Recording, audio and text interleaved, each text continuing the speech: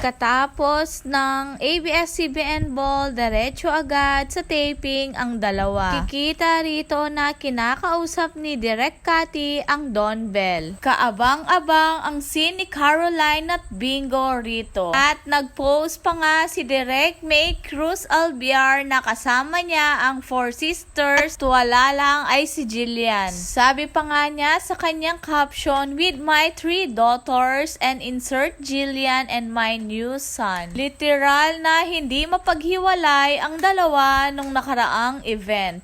At may nakaka-excite mamaya dahil may MediaCon na ang Can't Buy Me Love cast mabayang 4 p.m. At syempre, present ang mga bida na sina Donnie Pangilinan at Bel Mariano. Paniguradong maraming reporter niyan mamaya. Ano kaya ang maibubunyag nila sa Don Bell? At kasama din nila ang mga cast sa Can't Buy Me Love dahil malapit na natin mapapanood this October 14 na.